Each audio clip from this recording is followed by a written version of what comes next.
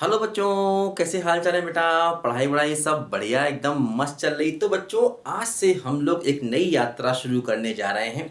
मेरे पास पिछले कई दिनों से बहुत से बच्चों के मैसेज आ रहे थे कि सर पीजीटी एग्ज़ाम के लिए बताइए, पढ़ाइए सर, कैसे तैयारी करें, समझ नहीं आ रहा। ये गवर्नमेंट का एग्ज़ाम है। आजकल गवर्नमेंट एग्ज़ाम का जो है वो इम्पोर्टेंस काफ़ी बढ़ गया है, प्राइवेट काम चल नहीं रहे हैं, तो गवर्नमेंट में जाना है। तो मैंने कहा चलिए मैं पीजीटी मैथ्स के लिए वीडियो बनाना शुरू करता हूँ। तो बच्चों, वैसे तो मैंने अपना 11 का 12 का एनसीईआरटी और आईटी लेवल से सारे डिटेल वीडियो अपलोड कर रखे हैं मेरे चैनल एचडी मैथमेटिक्स पे। और बच्चों, ग्रेजुएशन पोस्ट ग्रेजुएशन के सारे इंपॉर्टेंट और टफ टफ टॉपिक मैंने अपलोड कर रखे हैं, चाहे अपना ग्रुप थ्योरी हो, चाहे रिंग्स हो, चाहे लीनियर अलजेब्रा हो, चाहे रियल एनालिसिस हो, चाहे कॉम्प्लेक्स एनालिसिस हो।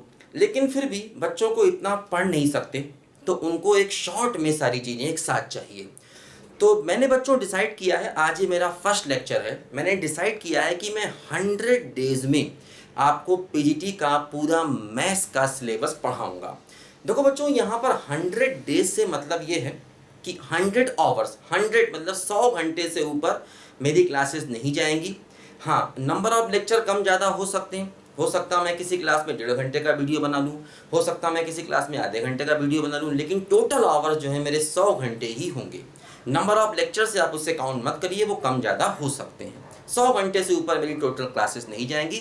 जनरली जो मेरी हैबिट है, मैं 30 या 40 या 50 मिनट्स के वीडियो अपलोड करता हूँ। तो ये बच्चों मेरा वीडियो रहेगा। देखो बच्चों, पीजीटी मैथ्स का जो एग्ज़ाम है ये कई तरीक़ों से होता है। जैसे यूपी में अलग होता है, अलग अलग स्टेट में अलग अलग होता है ना, सेंट्रल लेवल पर भी होता है। लेकिन बच्चों, इनकी जो तैयारी है वो करीब करीब एक जैसी होती है। और कोई बच्चा ये कसम खा के नहीं बैठ सकता कि मैं यूपी पीजीटी की तैयारी करूँगा, दूसरे एग्ज़ाम नहीं दूंगा। उसे सब पीजीटी के एग्ज़ाम देने पड़ेंगे। तो मैं सभी को टारगेट करके चलूँगा। सबका सिलेबस भी ऑलमोस्ट एक जैसा होता है। सभी में 11-12 जो एनसीईआरटी प्रेस्क्राइब सिलेबस है वो आता है मैक्सिमम। लेकिन मैं बता दूं कि पढ़ना हमें पूरा 11-12 पड़ेगा, और हाँ, थोड़े अच्छे लेवल से पढ़ना पड़ेगा। ये 11-12 की वो एनसीईआरटी पढ़कर आप ये एग्ज़ाम क्वालिफाई नहीं कर सकते। तो मैं आपको डिटेल से पढ़ाऊँगा। और हाँ, मैं बता दूं इसमें करीब करीब 70% 11-12 आता है, 30% करीब ग्रेजुएशन का सिलेबस आता है। उसको आप इग्नोर नहीं कर सकते, क्योंकि इसकी जो मेरिट है वो थोड़ी हाई लेवल जाती है। 80-90% पे इसके सिलेक्शन होते हैं, मैं आपको बता दूं। तो बच्चों, ऑब्जेक्टिव पेपर रहता है, तो मैं उसी के अकॉर्डिंग आपको इसकी प्रिपरेशन कराऊंगा। आपको टेंशन नहीं लेना, पूरा अगर आप पढ़ लेंगे तो आप तैयार कर लेंगे। मैं बहुत सारे क्वेश्चन आपको यहाँ पर अपनी क्लास में कराऊंगा। सारे अच्छे अच्छे ट्रिकी क्वेश्चन, सारे वेराइटीज ऑफ क्वेश्चन मैं आपको अपनी क्लास में यहाँ पर कराऊंगा। टेंशन नहीं पालना। हाँ, अपने खुद के करने के लिए आप कोई भी ऑब्जेक्टिव बुक ले सकते हैं। इसके पुराने पेपर्स आते हैं, उनकी बुक भी आप ले सकते हैं। और जहाँ पर भी आपको 11-12 के चैप्टर के ऑब्जेक्टिव क्वेश्चंस मिले, वो आप कोई भी ऑब्जेक्टिव बुक कर सकते हैं। मैं आपको बता दूं, इसमें इस एग्ज़ाम में क्या, जितने भी 11-12 लेवल के एग्ज़ाम होते हैं, चाहे वो एनडीए एग्ज़ाम हो, बच्चे तैयारी करते हैं, चाहे कोई भी एग्ज़ाम हो जिसमें 11-12 का सिलेबस आता है, एक बात आप दिमाग में डाल लीजिए, आईआईटी मेंस के पुराने सवाल बहुत आते हैं। मैं आपको बता दूं, इसमें 40-50% क्वेश्चन आपको अपने पीजीटी एग्जाम में आईआईटी मेंस एग्जाम के पुराने आए हुए क्वेश्चन मिलेंगे। आईआईटी मेंस एग्जाम के कुछ टफ क्वेश्चन आप छोड़ सकते हैं, बहुत लंबे लंबे क्वेश्चन आप छोड़ सकते हैं। हालांकि आईआईटी मेंस एग्जाम में 80-90% क्वेश्चन ईजी होते हैं, दो चार 5 लाइनों में सॉल्व हो जाते हैं। तो वही आपको करना है। कोई बहुत टफ क्वेश्चन हो आप उसको नेग्लेक्ट कर सकते हैं, लेकिन अगर आप आईआईटी मेंस एग्जाम के पुराने सवाल करेंगे तो आपको पीजीटी एग्जाम में बहुत ज़्यादा हेल्प मिलने वाली है, मैं आपको बता दूं। तो अगर आपको एग्जाम क्वालिफाई करना है पीजीटी, तो आईआईटी मेंस के पुराने सवालों की बुक आती है, वो चैप्टर वाइज भी आती है। जैसे कि मान लो आपने एक टॉपिक पढ़ा क्वाड्रेटिक इक्वेशन, तो आईआईटी मेंस के सारे सवाल उसमें आपको क्वाड्रेटिक इक्वेशन के एक साथ मिलेंगे।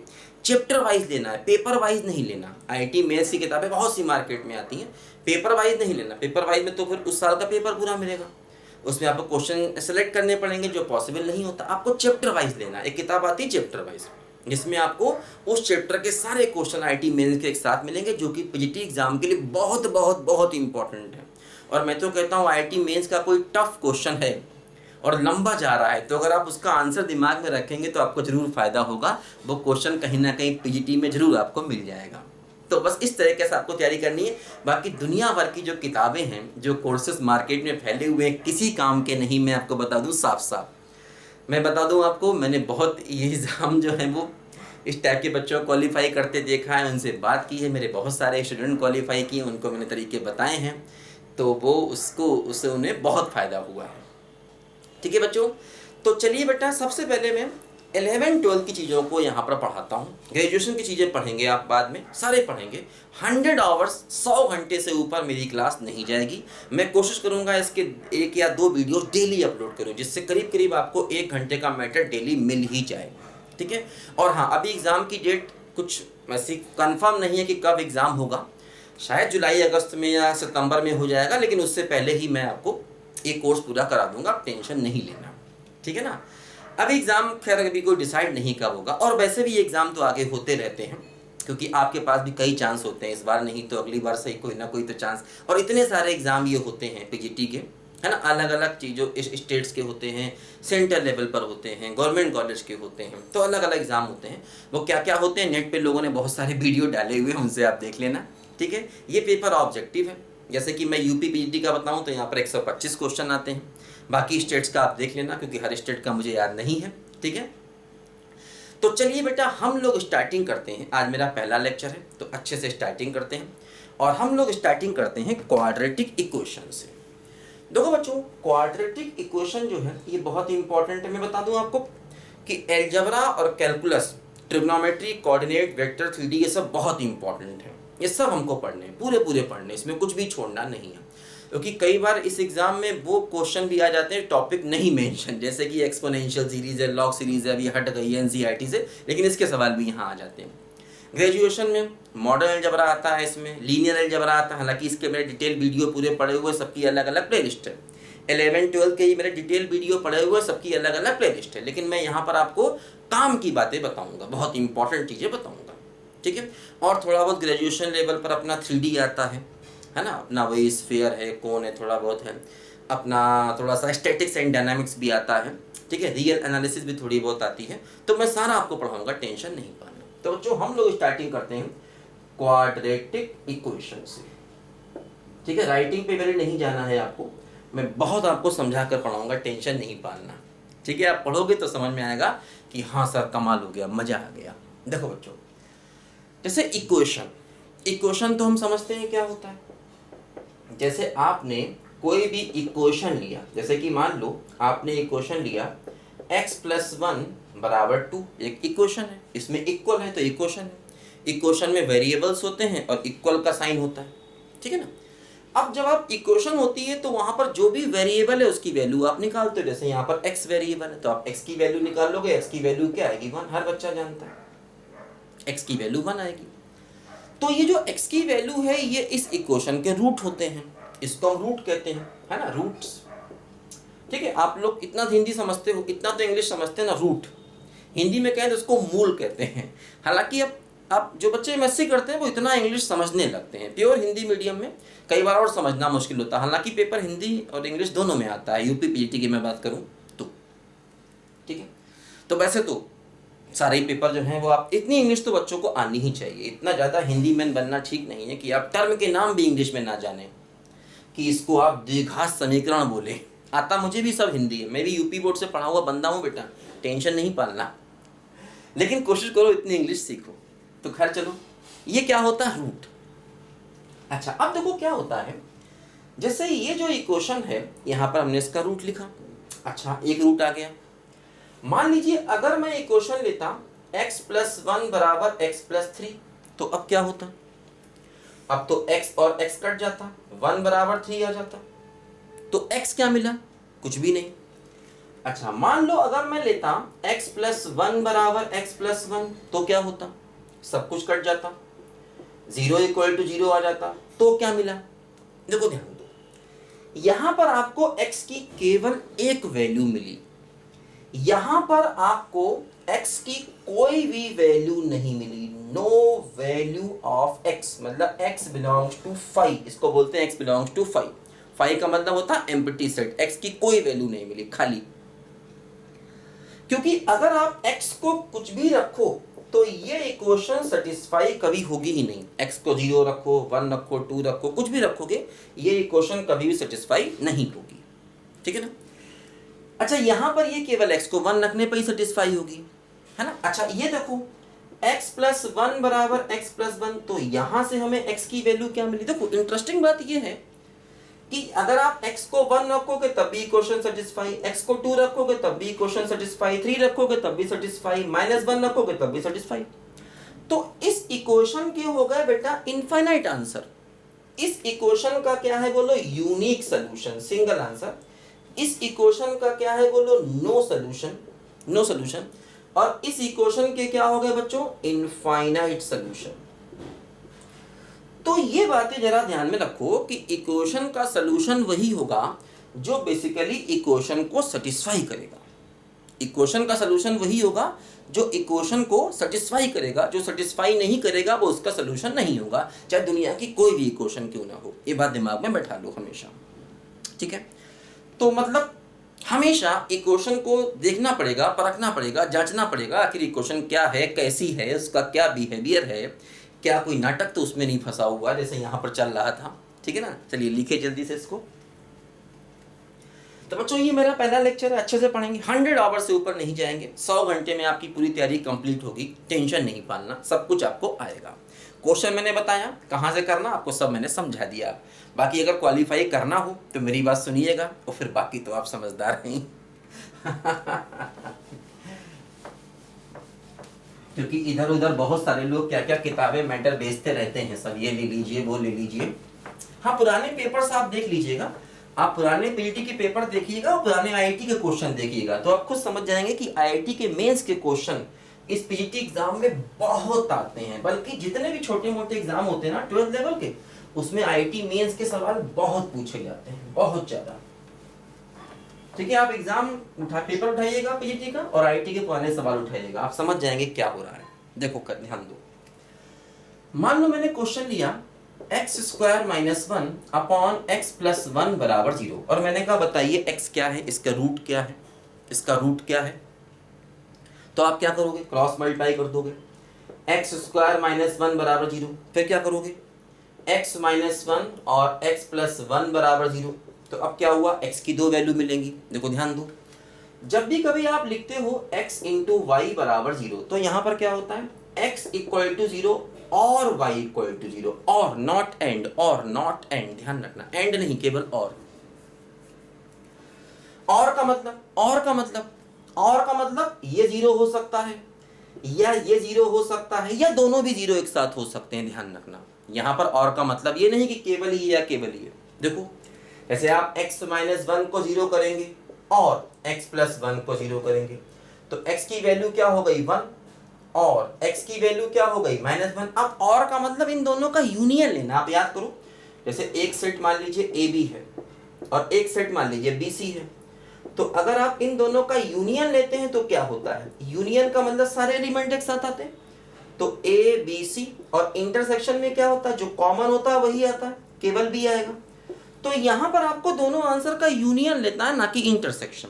जैसे अब यहां पर आंसर क्या हुआ, एक सेट में मान लो 1 है और एक सेट में मान लो, ऐसा समझो आप, एक सेट में 1 एलिमेंट है और एक सेट में -1 एलिमेंट है, तो आंसर क्या हो गया 1, -1, है ना। ये आंसर हो गया क्योंकि और है। ध्यान दो, जरा ध्यान दो बच्चों। देखो तो पहली बात तो ये और एंड का खेल समझना ध्यान से, इसलिए बच्चे बहुत गलती करते हैं, बस बल्कि एग्जाम वाले फंसाते हैं इनमें। यहां पर हमेशा और आएगा, और का मतलब उन दोनों का आपको यूनियन लेना होगा, ऐसे समझिए। अब यूनियन का मतलब सब कुछ, जो कॉमन है वो भी एक बार लिया, जो इसमें आ रहा है वो भी जो इसमें आ रहा है, और इंटरसेक्शन में वही लेंगे जो दोनों में कॉमन है केवल। अगर इंटरसेक्शन लेना हुआ तो कहां लेना है इंटरसेक्शन, मैं बताऊंगा। फिलहाल यहां तो क्या लेना है, और का मतलब क्या हो गया, यूनियन, समझो। अच्छा अब देखो जरा एक बात आप और ध्यान से समझिए बच्चों, मतलब ये हमारे x के आंसर आ गए। अब आप इन आंसर को उठा करके अपनी इक्वेशन में रखो। जैसे मैंने कहा x बराबर 1 आ गया, बड़ा मजा आया। x को 1 रखो, क्या हुआ बोलो, 0/2 बराबर 0, ये बात सही है, सेटिस्फाई हो गया। अच्छा x को रखो -1, तो क्या हुआ, ऊपर आएगा 0 और नीचे क्या आएगा 0, तो 0/0 बराबर 0 होता है क्या ना, 0/0 तो अनडिफाइंड फॉर्म है, 0/0 तो 0 के बराबर थोड़ी होता है, तो अनडिफाइंड फॉर्म है भाई। 0/0 0 into infinity, infinity by infinity, infinity minus infinity, ये सब क्या होते हैं? अनडिफाइंड फॉर्म होते हैं। बस समझे? तो इसका मतलब x बराबर -1 इसको सेटिस्फाई कर ही नहीं रहा है। इसका मतलब x बराबर -1 इसका आंसर नहीं है, इसका आंसर केवल और केवल क्या है? x equal to 1 not -1। ध्यान दीजिए, बात समझे? तो ये सब बारीकियां हमको सीखनी। इक्वेशन का आंसर वही होगा जो उसको सेटिस्फाई करेगा, नहीं तो नहीं। लिखो, जल्दी लिखो, फटाफट लिखो। एक रास्ता है जिंदगी जो थम गए तो कुछ नहीं, ये कदम। पहले तो मेरे दिमाग में आया कि चलो इस क्लास को लाइव पढ़ाते हैं, लेकिन मैंने कहा लाइव में बच्चों कई बार नेट वगैरह का, आजकल नेट की स्पीड थोड़ी वीक है। यूट्यूब मुझे ज़्यादा सही लगता है, क्योंकि क्या होता है इसमें बच्चा वीडियो अपना आराम से स्टोर कर लेता है, फिर जब मर्जी हो तब देखता है। आजकल हर आदमी लाइव पढ़ाने लग गया, तो मुझे लाइव पढ़ाने में पता नहीं मज़ा नहीं आता, बच्चों का नेट काम नहीं करता है। ठीक है, जब जब बच्चा फ्री हुआ तो उसने वीडियो देख के पढ़ा, आराम से उसको किया। ठीक है ना? चलिए ध्यान दीजिए। देखो, कई बच्चे कह रहे थे कि सर इसकी क्लास बताइए बताइए, तो मैंने कहा चलो मैं पढ़ा देता हूँ। और हाँ, ध्यान रखना, जो मेरे बाकी वीडियो चल रहे हैं ग्रेजुएशन पोस्ट ग्रेजुएशन के, वो चलते रहेंगे जैसे चल रहे हैं, है ना? जो मेरे वीडियोस चल रहे हैं वो एज इट इज चलते रहेंगे, उनकी कोई टेंशन नहीं लेना। ठीक है? और चूंकि ये ऐसा एग्जाम है जिसकी तैयारी मुझे लगता है हर एक बच्चा तो करता है जनरली, क्योंकि आजकल क्या हुआ, जब से कोरोना वगैरह आया, प्राइवेट काम चलना बंद हुए, लोगों को लगा गवर्नमेंट जॉब में बड़ा मजा आ रहा है, तो हर बच्चा गवर्नमेंट की जॉब की तरफ भागने लगा, कंपटीशन और बढ़ गया। पहले लोग प्राइवेट काम करके कमाते खाते। हालांकि स्थितियाँ सुधरेगी, ऐसा नहीं है, फिर सब ठीक होगा। जो गम है, जो दुख है, रात हमेशा जाती है और दिन हमेशा आता है, ये बेटा नेचर का रूल है। तो हो सकता है 1 साल लग जाए, लेकिन फिर वही प्राइवेट में अपनी लोग कमाएंगे खाएंगे। बहुत से टीचिंग करके लोग प्राइवेट में कमाते खाते हैं। मैं बता दूं, मैं ज़िंदगी भर प्राइवेट में ही काम किया, टीचिंग में, और भगवान की दुआ से बहुत अच्छी सैलरी मेरी रही। आप उम्मीद भी नहीं कर सकते हैं, प्राइवेट में भी टीचर्स को इतनी अच्छी सैलरी मिलती, इतनी अच्छी सैलरी रही कि ज़िंदगी में मैंने कभी कोई गवर्नमेंट का फॉर्म नहीं भरा। ज़िंदगी में आज तक मैंने कभी किसी गवर्नमेंट एग्जाम का फॉर्म खुद नहीं भरा। मैं बता दूँ आपको, बहुत से लोगों को भरवाया, उनको तैयारी करवाई है, लेकिन मैंने खुद आज तक कभी कोई गवर्नमेंट एग्जाम का फॉर्म नहीं भरा। ठीक है ना? क्योंकि प्राइवेट में इतना अच्छा करता है, और अभी भगवान की बस ज़रूरत नहीं है कि मैं गवर्नमेंट एग्जाम का फॉर्म भरूं, बल्कि अब तो मेरी एज भी निकल गई, अब मैं क्या फॉर्म भरूंगा। अब तो मैं काफ़ी एज का हो गया बेटा, 50 के आसपास मैं होने वाला हूँ। ठीक है ना? तो इसलिए कोई टेंशन नहीं है, आप तैयारी करो और अच्छे से करो, सब आपका सिलेक्शन होगा। तरीके मुझे पता है, ठीक है? मैंने फॉर्म नहीं भरा वो अलग बात है, ये मैंने सच्चाई बहुत बड़ी आपको बताई, लेकिन तरीके मुझे सब पता है, क्योंकि मेरे पढ़ाए बहुत से बच्चे इस एग्ज़ाम क्वालिफाई करके गवर्नमेंट जॉब में आज मज़े कर रहे हैं। ठीक है? बहुत से लोग नेट की तैयारी करते, तो नेट का भी पूरा कोर्स मैं अपलोड कर ही रहा हूँ। नेट का पूरा सिलेबस अप्रॉक्सीमेट मेरा BSc MSc लेवल का जो भी है सब अपलोड हो रहा है, उसको पढ़िए। सबके अलग अलग प्लेलिस्ट है, इसका पूरा एक अलग प्लेलिस्ट है, ध्यान रखना। ये सारे वीडियो सिंगल प्लेलिस्ट में जाएंगे, और उस प्लेलिस्ट का नाम होगा PGT मैथ्स इन 100 डेज, कंप्लीट PGT मैथ्स इन 100 डेज। ये इस प्लेलिस्ट का नाम होगा, इसमें सारे वीडियोस जाएंगे। वो वीडियो 100 से कम ज़्यादा हो सकते हैं, टोटल आवर्स 100 ही रहेंगे, ध्यान रखना। नंबर ऑफ वीडियोस कुछ भी हो सकते हैं, तो ये सारे वीडियो उसमें जाएंगे। इसकी अलग प्लेलिस्ट है, हर टॉपिक की मेरी अलग अलग प्लेलिस्ट है। प्लेलिस्ट पे आप जाके सर्च करिए, सब कुछ आपको मिलेगा। 11th 12th और आपको डिटेल से पढ़ना हो तो उसके भी अलग अलग प्लेलिस्ट। हालांकि जरूरत नहीं, जो बता दूंगा वो सफिशिएंट होगा, ध्यान रखना। क्वेश्चन कहाँ से करने मैंने बता दिया। देखो ध्यान दीजिए, जैसे कि मान लो अगर मैं आपको एक क्वेश्चन देता हूँ, √(x - 1 = -1)। अब मैंने कहा यहाँ से x निकालिए, तो बच्चा क्या करता है? बच्चा स्क्वायरिंग करता है। बच्चे को बड़ा मजा आता है स्क्वायरिंग बोथ साइड लिखने में और करने में। तो बच्चे ने स्क्वायरिंग कर दिया, यहाँ क्या आ गया 1, x की वैल्यू क्या आ गई 2, तो हमने कहा 2 आंसर आ गया। देखते हैं, x को 2 यहाँ रखो तो क्या आएगा, √1 = -1, और √1 की वैल्यू, √1 की वैल्यू क्या +-1? ना ना ना, कभी नहीं, ये गलती कभी नहीं करना। √1 केवल 1, √4 केवल 2, √9 केवल 3, कभी भी +- नहीं। रूट के बारे में कुछ बातें याद रखो। जब भी मैं √x लिखूं तो पहली बात तो ये है कि x की वैल्यू पॉजिटिव होनी चाहिए, तभी आप √x लिख सकते हैं। अगर आपने x को नेगेटिव लिया तो रूट के अंदर नेगेटिव आएगा, तो वो टर्म हो जाएगा इमेजिनरी, उसको हम लोग पढ़ेंगे कॉम्प्लेक्स में, ध्यान रखना। हालांकि थोड़ा बहुत हर जगह आता रहता है, लेकिन डिटेल से कॉम्प्लेक्स में पढ़ेंगे। दूसरी बात क्या है, रूट ऑफ एक्स का जो आंसर आएगा वो भी हमेशा पॉजिटिव होगा। रूट का जो आंसर आएगा वो हमेशा पॉजिटिव होगा, कभी नेगेटिव नहीं, है ना। ये बात ध्यान रखना, अगर आप ये गलती कर रहे हैं तो इस गलती को कभी ना करिए। देखो क्या होता है, बच्चे गलती क्यों करते हैं, क्योंकि कई बार उनको स्टार्टिंग से ही गलती करने की आदत पड़ जाती है। कैसे? जैसे मैंने कहा, एक क्वेश्चन दिया, मैंने कहा x square minus 4 equal to 0, तो बच्चा कहता है सर एक्स स्क्वायर बराबर 4, बच्चा कहता है सर एक्स बराबर अंडर रूट 4, फिर बच्चा कहता है सर देखो प्लस माइनस 2।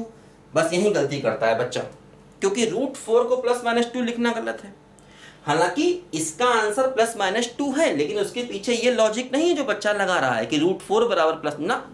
देखो बच्चे को करना क्या चाहिए, एक्स स्क्वायर बराबर 4, एक्स बराबर प्लस माइनस रूट 4, ये स्टेप सही है। आप अगर यहां से यहां आए तो गलती करेंगे, स्क्वायर हटते ही प्लस माइनस आता है। तो देखो इसमें दो चीजें आ गई, एक अंडर रूट 4 आ गया और एक माइनस अंडर रूट 4 आ गया। इसकी वैल्यू 2 हो गई, इसकी वैल्यू माइनस 2 हो गई। तो देखो सही दो आंसर है, दो आंसर आने भी चाहिए, क्योंकि एक्स स्क्वायर, इसके दो आंसर देखो दोनों सेटिस्फाई कर रहे हैं इसको। एक्स को 2 रखोगे तब भी वैल्यू 0, एक्स को माइनस 2 रखोगे तब भी वैल्यू 0, दोनों सेटिस्फाई कर रहे हैं, कोई टेंशन नहीं, दो आंसर है।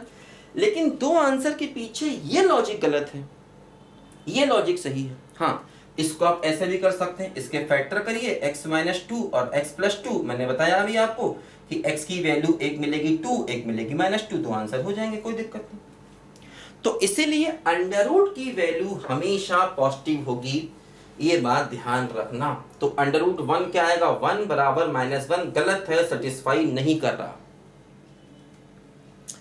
तो मतलब जो आपने आंसर निकाला 2, वो इसका सही आंसर नहीं है, क्योंकि सेटिस्फाई नहीं कर रहा। ध्यान दो, तो इसका आंसर होगा क्या, तो इसका आंसर होगा नो सॉल्यूशन, कोई आंसर नहीं, x बिलोंग्स टू 5। क्यों? क्योंकि रूट की वैल्यू कभी भी नेगेटिव हो ही नहीं सकती। आप यहां पर x कुछ भी रखें, इसका जो आंसर आएगा वो हमेशा ही पॉजिटिव आएगा। और हाँ, x की वैल्यू आप 1 या 1 से ज्यादा रखेंगे, x की वैल्यू 1 से कम आप वैसे भी नहीं रख सकते, क्योंकि x की वैल्यू 1 से कम रखी तो रूट के अंदर निगेटिव आएगा। रूट के अंदर निगेटिव मतलब वैल्यू क्या हो गई, इमेजनरी हो गई, जो वैसे भी गलत हो गया।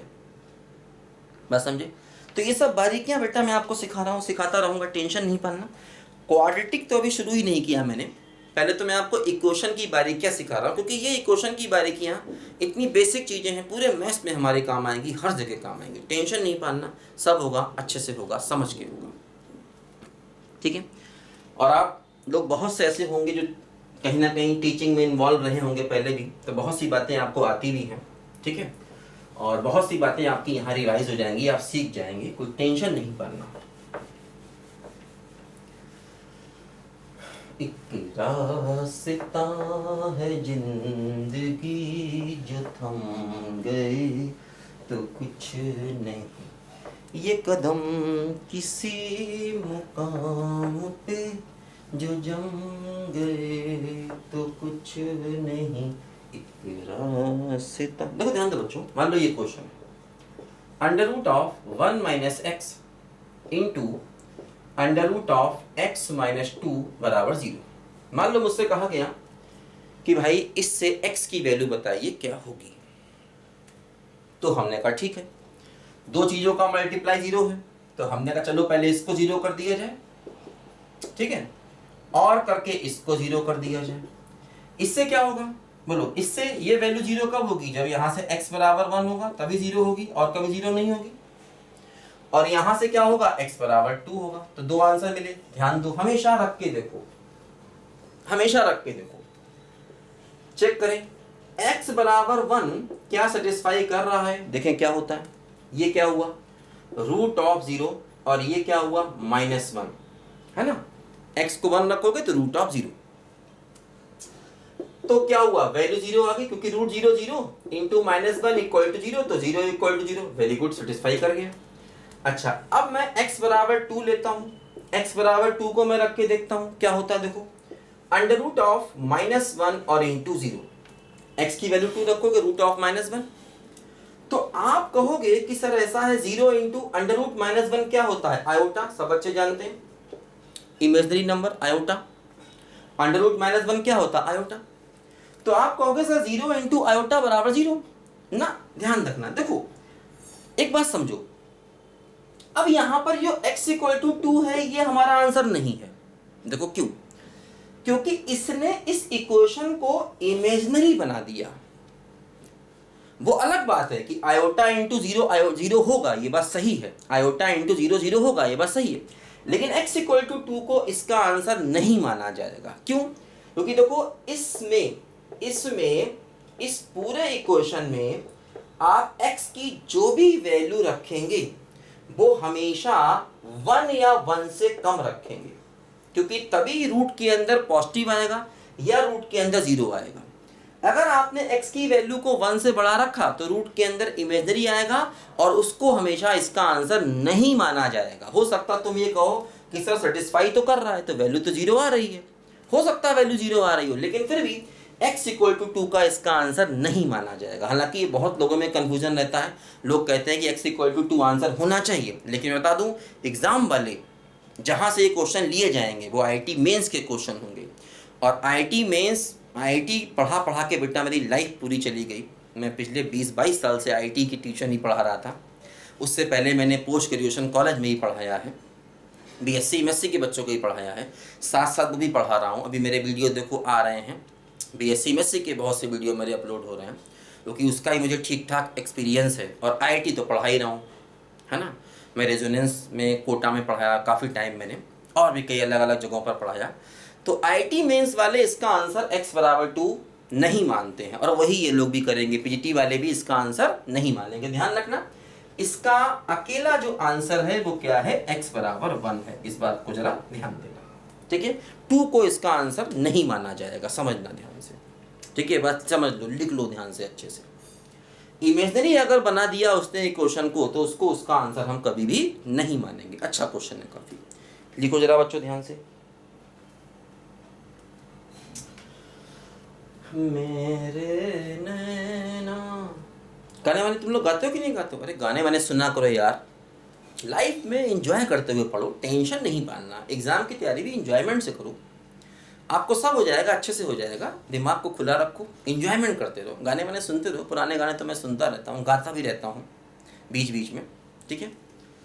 मेरे नैना सावन भादो, फिर भी मेरा मन प्यासा, फिर भी मेरा मन प्यासा, ऐ दिल दीवाने, खेल है क्या जाने,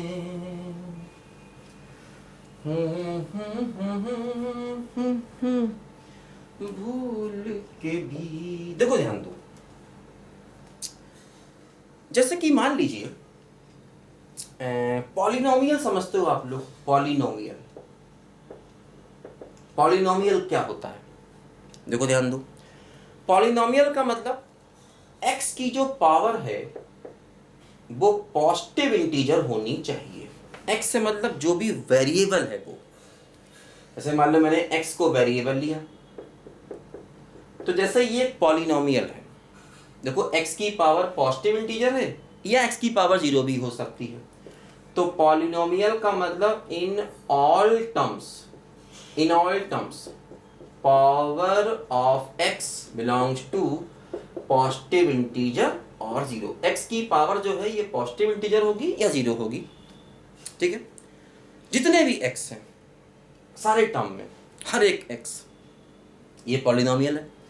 मान लो मैंने लिया x स्क्वायर प्लस 1/x। अब देखो इसमें क्या हुआ, अलग अलग करें तो x प्लस 1/x का मतलब क्या हुआ, x की पावर नेगेटिव इंटीजर, ये पॉलिनोमियल नहीं है।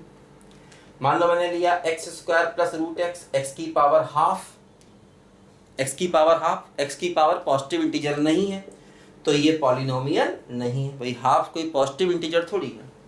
पॉजिटिव इंटीजर का मतलब 1 2 3 4 एंड सो ऑन, वही जो नेचुरल नंबर होते हैं, आप जानते ही, ठीक। अच्छा एक बात और ध्यान रखना, जैसे कि हम यहाँ पर x में पॉलिनोमियल की बात कर रहे हैं, यही चीज y में भी हो सकती है। मान लो अगर हम y में पॉलिनोमियल की बात करें तो देखो जैसे ये y में पॉलिनोमियल है, मान लो मैं ऐसा कहूं y square plus y plus under root x plus 1 बराबर 0। देखो अब जैसे ये y में पॉलिनोमियल है लेकिन x में नहीं है, तो पॉलिनोमियल की बात किस वेरिएबल में करना है ये भी ध्यान देना है। ओवरऑल ये पॉलिनोमियल नहीं है लेकिन ये y में पॉलिनोमियल है, x में पॉलिनोमियल नहीं क्योंकि x की पावर हाफ हो गई। अच्छा अब समझो, पहली कंडीशन तो ये है कि पॉलिनोमियल में x की पावर पॉजिटिव इंटीजर होनी चाहिए। x से मतलब जो भी वेरिएबल में देख रहे हैं उसमें, जैसे ये y में पॉलिनोमियल है x में नहीं है, दो वेरिएबल है ना इसलिए दोनों में अलग अलग देखना पड़ेगा। ओवरऑल नॉट पॉलिनोमियल क्योंकि एक में है एक में नहीं है, ओवरऑल नॉन पॉलिनोमियल है।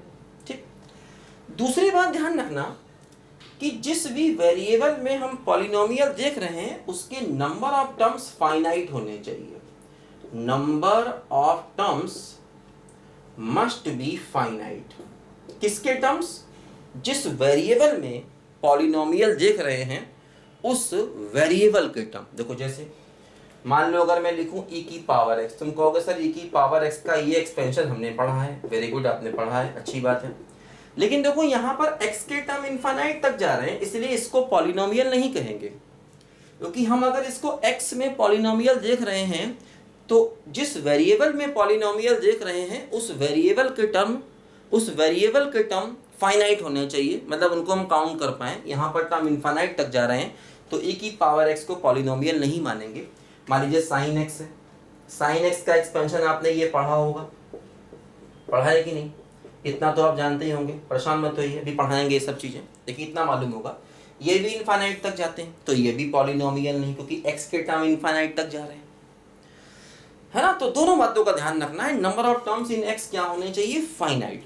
इसलिए जो जितने भी ये फंक्शन होते हैं ये तभी इनको अलग से पढ़ना पड़ता है फंक्शन टॉपिक में, अदरवाइज पॉलिनोमियल में पढ़ के ना काम खत्म कर दिया जाए, क्योंकि ये पॉलिनोमियल नहीं होते हैं, इनकी कुछ अलग प्रॉपर्टीज होती हैं। लॉग x है उसका भी एक्सपेंशन इनफाइनाइट तक जाता है, वो भी पॉलिनोमियल नहीं होता, बात समझे ना। तो ये बात ध्यान रखना बच्चों कि पॉलिनोमियल जो है वो मतलब, ठीक है ना, कैसे होता है। और एक बात ध्यान रखना कि पॉलिनोमियल में सिर्फ x के टर्म होने चाहिए और कुछ उसमें नाटकबाजी नहीं होनी चाहिए। नाटकबाजी से मतलब जैसे कि मान लो अगर मैं ये लिख दूं, है ना, x प्लस मॉड x, तो ये अब ये पॉलिनोमियल नहीं रह गया, इसमें मॉड लग गया। मॉड क्या होता है मैं समझाऊंगा, परेशान मत होना। तो इस टाइप की कोई नाटकबाजी हुई तो वो पॉलिनोमियल नहीं होता। मान लो मैंने कहा x square plus greatest integer x, ये सब मैं समझाऊंगा, परेशान मत होना, क्योंकि ये सब चीज़ें बहुत यूज़ होती हैं, मैं बारी बारी सब पढ़ाऊंगा। अभी तो मैं आपको स्टार्टिंग कर रहा हूँ, दिमाग के थोड़े दरवाजे खोल रहा हूँ, बहुत ज़रूरी है दिमाग के दरवाजे खोलना, ठीक है, बात समझे ना। देखो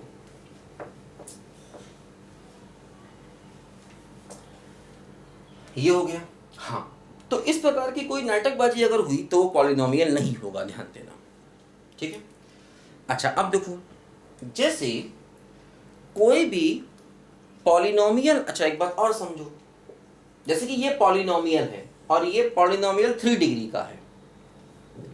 ये कितने डिग्री का? क्योंकि इसकी मैक्सिमम पावर 3 है। ये कितने डिग्री का पॉलिनोमियल है? 3 डिग्री का पॉलिनोमियल। मान लो मैंने ये लिया एक्स स्क्वायर प्लस एक्स बराबर एक्स स्क्वायर माइनस 1। अब मैं तुमसे पूछो ये पॉलिनोमियल है? हाँ है। एक्स की पावर पॉजिटिव इंटीजर है या कांस्टेंट है? कांस्टेंट का मतलब एक्स की पावर 0, तो एक्स की पावर पॉजिटिव इंटीजर भी हो सकती है और एक्स की पावर 0 भी हो सकती है। एक्स की पावर 0 का मतलब क्या हो गया? कांस्टेंट। तो ये पॉलिनोमियल है। कितने डिग्री का है? ध्यान दीजिए, अभी नहीं, अभी ये मत कहना 2 डिग्री का है ना, गलत। एक तरफ लाओ, जब सबको एक तरफ लाएंगे तो ये केवल ऐसे बचेगा, तो ये पॉलिनोमियल 1 डिग्री का है। कितने डिग्री का है? 1 डिग्री का, नॉट 2 डिग्री। सबको एक तरफ ले आओ फिर कैलकुलेट करो पॉलिनोमियल, ठीक है ना। ऐसे नहीं कि ये पॉलिनोमियल 2 डिग्री का ना, गलत, 2 डिग्री नहीं, ये पॉलिनोमियल कितने डिग्री का है? 1 डिग्री का है, ध्यान देना। सबको एक तरफ लाके सिंप्लीफाई करो तब देखो कितने डिग्री का पॉलिनोमियल है। तो देखो जैसे क्या होता है, जब भी हम कोई पॉलिनोमियल इक्वेशन लेते हैं, क्या लेते हैं बोलो? Polynomial equation. जैसे देखो ये अगर मैं इसको 0 कर दूं इक्वल, तो ये पॉलिनोमियल इक्वेशन हो जाएगी। ये भी क्या हो जाएगी? पॉलिनोमियल इक्वेशन हो जाएगी। पॉलिनोमियल इक्वेशन ध्यान रखना, of n degree has n roots. n degree का जो पॉलिनोमियल इक्वेशन है उसके n रूट्स होंगे। इस थ्योरम को कहा जाता है फंडामेंटल थ्योरम ऑफ अलजेब्रा। क्या कहा जाता है बोलो? फंडामेंटल। मैं शॉर्ट में लिख रहा हूँ, शॉर्ट मतलब जल्दी में लिख रहा हूँ, पढ़ रहा हूँ साथ साथ, क्योंकि अगर मैं सारा लिखने में ही समय खराब कर दूंगा, लिखावट में ही समय खराब कर दूंगा, तो पढ़ाऊंगा क्या बेटा? तो बहुत ज़्यादा समय मैं लिखने में बर्बाद नहीं करता हूँ। मेरी कोशिश रहती है बच्चों को समझाया जाए और मैक्सिमम चीज़ें पढ़ाई जाए। तो क्या लिखा है ये? फंडामेंटल, मैं बोलता जाता हूँ साथ साथ, थ्योरम ऑफ अलजेब्रा इसको कहा जाता है। ठीक है, मतलब ये इतनी इंपॉर्टेंट चीज है कि मतलब अलजेब्रा में इससे ज्यादा इंपॉर्टेंट कुछ है नहीं। ऐसे हम लोग आगे चल के पढ़ेंगे फंडामेंटल थ्योरम ऑफ कैलकुलस। वो क्या होता है?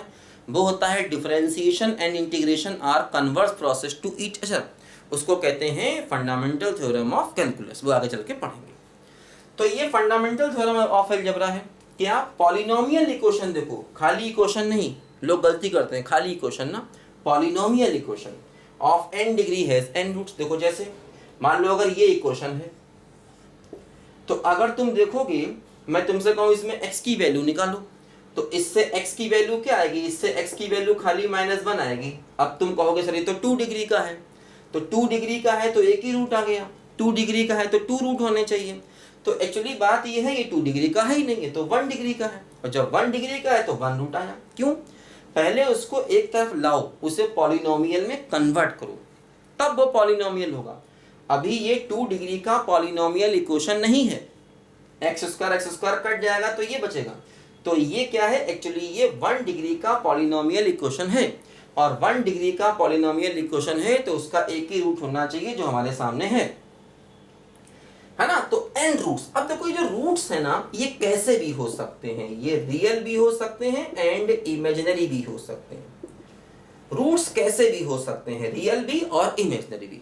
तो पहली बात तो इक्वेशन पॉलिनोमियल होनी चाहिए। देखो जैसे मान लो ये इक्वेशन था, ये क्वेश्चन था, हम लोगों ने किया था, अब इसका तो कोई रूट ही नहीं था, तो क्या ये 1 डिग्री का पॉलिनोमियल इक्वेशन है? नहीं है, ये तो पॉलिनोमियल ही नहीं, अंडर रूट एक्स हो गया। अंडर रूट एक्स का मतलब x की पावर हाफ, तो ये पॉलिनोमियल है ही नहीं। तो जब ये पॉलिनोमियल ही नहीं है तो यहाँ पर थ्योरम काम नहीं करेगी। जब ये पॉलिनोमियल ही नहीं है तो यहाँ थ्योरम काम नहीं करेगी। तो पहले तो पॉलिनोमियल हो, इक्वेशन हो, और उसकी डिग्री हम ध्यान से देखें तो polynomial equation of n degree has n roots, ये है थ्योरम। रूट्स रियल या इमेजिनरी कैसे भी हो सकते हैं, रूट्स एक जैसे भी हो सकते हैं, रूट्स अलग अलग भी हो सकते हैं, है ना?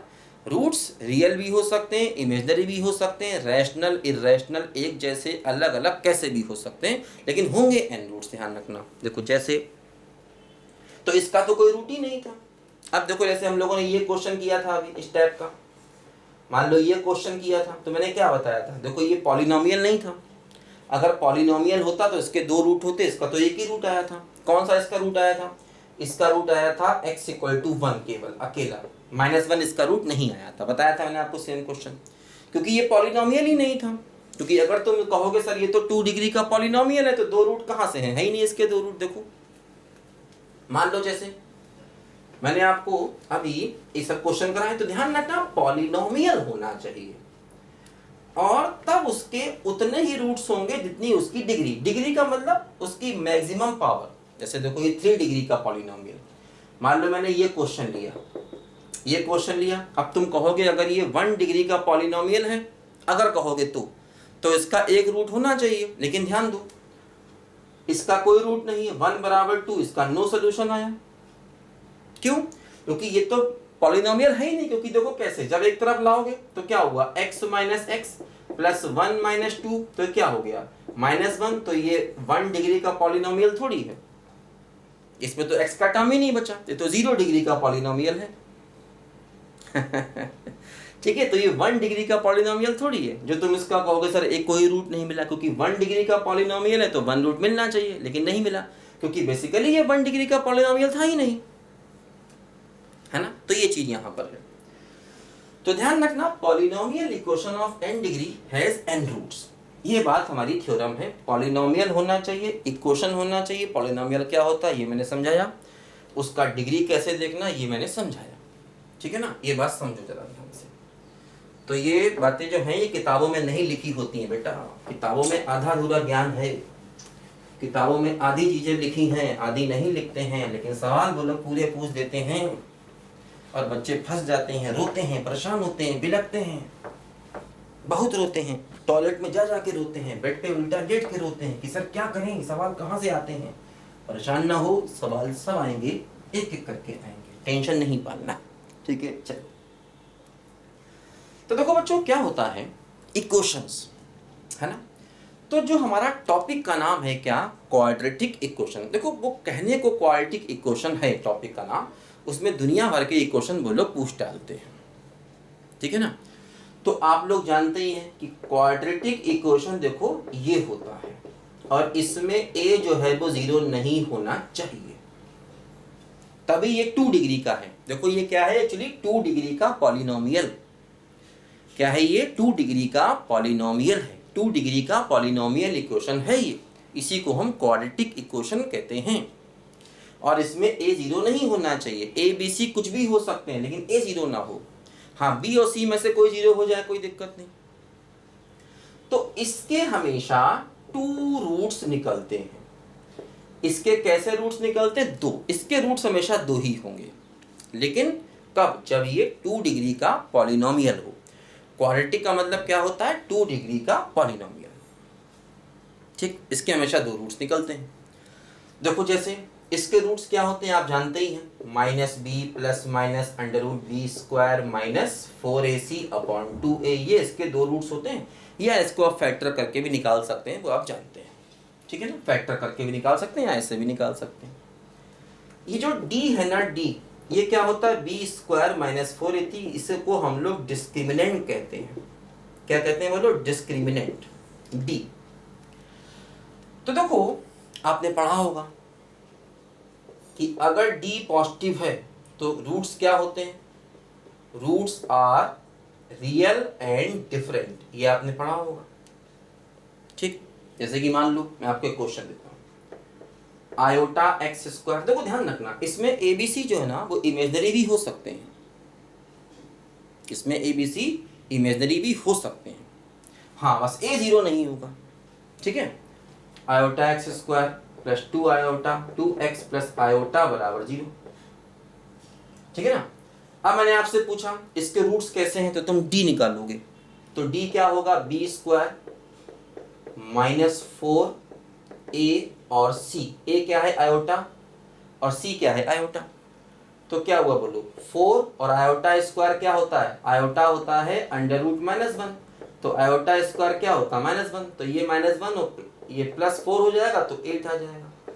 तो तुम कहोगे सर d पॉजिटिव है, रूट्स रियल हो गए ना, नहीं नहीं नहीं नहीं नहीं, इसके रूट्स रियल नहीं हुए, क्योंकि d पॉजिटिव है। तुम कहोगे सर रूट्स रियल हो गए ना, d पॉजिटिव होने से रूट्स रियल थोड़ी हो जाते हैं यार, क्यों ऐसा, क्यों रूट्स रियल क्यों नहीं हुए। तो ये मैं अगले लेक्चर में कंटिन्यू करूंगा क्वाड्रेटिक को। अभी तो आपको मैंने आज बेसिक्स समझाया कि भाई इक्वेशन क्या है, उसके बेसिक्स क्या हैं, तो क्वाड्रेटिक को मैं अगली क्लास में कंटिन्यू करूंगा। तो मतलब d पॉजिटिव का मतलब ये नहीं कि रूट्स रियल हो गए, ठीक है। बताएंगे क्यों ऐसा है, कैसे नहीं है, इसकी बारीकियों को समझेंगे, टेंशन मत लेना, समझ समझ के पढ़ेंगे। मैंने बताया 100 आवर्स से ऊपर मेरी क्लास नहीं जाएगी, नंबर ऑफ लेक्चर कम ज़्यादा हो सकते हैं, क्योंकि कोई लेक्चर 30 मिनट का होगा, कोई 40 मिनट का होगा। जनरली जो मेरी आदत है वो मैं 40 से 50 के बीच के मिनट के लेक्चर बनाता हूँ जनरली, है ना, इतना ही बनाता हूँ, क्योंकि बच्चा इससे बोर नहीं होता है। अगर मैं 2-2 घंटे के लेक्चर बना दूंगा तो बच्चा देखना ही बंद कर देता, बोर हो जाता, कौन इतना लंबा देखे। बच्चे को लगता कि हाँ आज मैंने एक लेक्चर जो है कंप्लीट कर लिया, मज़ा आ गया। तो टेंशन नहीं पालना बच्चों, आप देखते रहना, आपकी पूरी तैयारी होगी, क्योंकि ये जो सिलेबस आप पढ़ रहे हैं ये अच्छा, ये देखो ये सिलेबस, बहुत से बच्चे TGT का भी फॉर्म भरते हैं, तो TGT में भी मैक्सिमम सिलेबस यही होता है। थोड़ी सी उसमें 9-10 की चीज़ें भी कई बार आती हैं, वो तो आप कर ही लोगे, आसान होती हैं। 11-12 का ही सिलेबस कई बार TGT में आता है, तो ध्यान रखना बच्चों, ये एक अलग प्लेलिस्ट में जाएगा। इस प्लेलिस्ट का नाम होगा कंप्लीट PGT मैथ्स। आप टाइप कर दीजिए कंप्लीट PGT मैथ्स इन 100 आवर्स बाय HD मैथमेटिक्स, तो पूरी की पूरी प्लेलिस्ट ये निकल आएगी, ठीक है बच्चों। चलिए बच्चों मिलते हैं, है ना, ध्यान रखना क्या नाम प्लेलिस्ट का है, कंप्लीट PGT मैथ्स इन 100 आवर्स बाय HD, या 100 डेज, है ना, 100 आवर्स या 100 डेज बाय HD मैथमेटिक्स। ठीक है बच्चों, चलिए बच्चों मिलते हैं अगले वीडियो में, तब तक के लिए बाय बाय।